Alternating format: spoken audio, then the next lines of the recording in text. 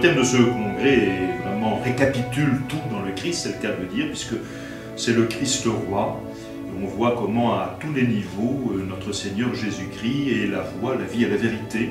Au début, la première conférence, justement d'expliquer la théorie, la doctrine du Christ roi, parce que c'est beau d'expliquer ensuite l'historique et puis les modalités de cette doctrine, mais comment on arrive à la vivre, il faut connaître, il faut voir les raisons, les fondements de cette doctrine. Ma deuxième intervention, c'était sur les vocations, la crise des vocations. Lors de la table ronde, nous avons voulu montrer comment, en rejetant la doctrine du Christ roi, on perd la source des vocations.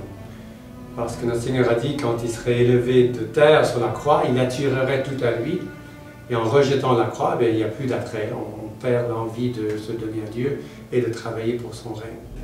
Dans ce congrès, j'ai parlé du règne du Christ roi dans l'histoire du Québec. Le Canada français est un enfant de l'Église catholique, un peu comme la France est la fille aînée de l'Église. Les familles s'installent autour de la chapelle, les écoles, les hôpitaux, et la société chrétienne se bâtit autour de la messe, autour de l'autel, de la chapelle. Alors, mon intervention était principalement la révolution dans l'Église, et j'ai axé un petit peu cette présentation sur comment les fidèles ont été touchés, atteints dans leur cœur par cette révolution, changement de Vatican II. La tradition est jeune, et alors que l'Église qui se veut moderne est vieille. Il faut tenir.